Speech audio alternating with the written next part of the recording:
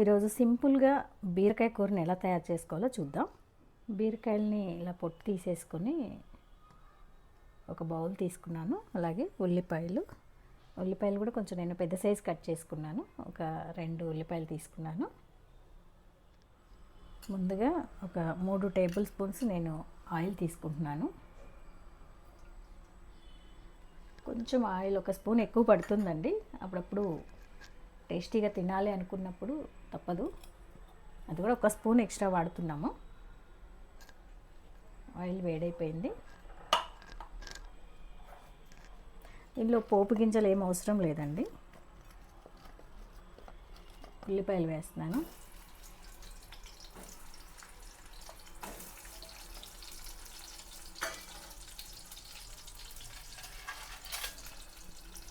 కొద్దిసేపు ఒక 2 నిమిషాలు ఉండనిచ్చి బీరకాయ ముక్కలు వేసుకుందాము. ఒక 2 నిమిషాలు మూత పెట్టుకోవాలి. ఆవిరికి బీరకాయ బాగా బాయిల్ అవుతుంది.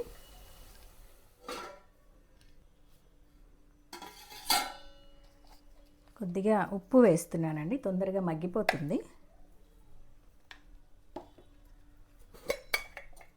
అలాగే పసుపు వేస్తున్నాను.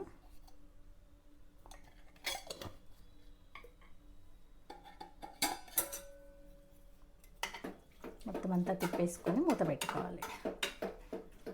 ఆల్మోస్ట్ మగ్గిపోయాయండి. ఇంకొక 2 నిమిషాలు ఉడకనిద్దాము.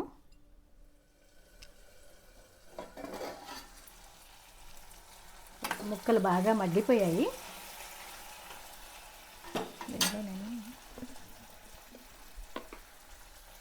ఒక 2 స్పూన్లు పుట్నాల పొడి వేస్తున్నానండి. నేను ముందుగానే పొడి చేసి పెట్టుకున్నాను.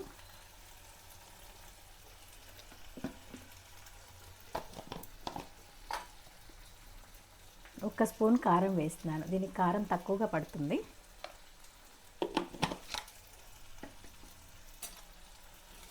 మొత్తం అంతా కలిపేసుకోవాలి.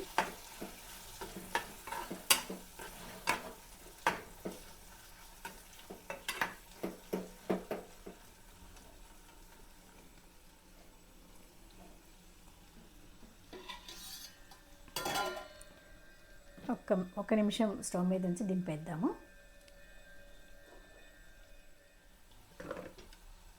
బీరకాయ కూర రెడీ అయిపోయిందండి.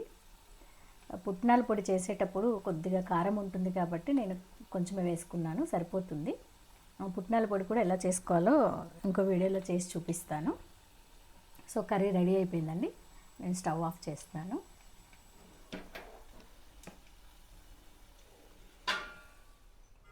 బీరకాయ కూర రెడీ అయిపోయిందండి.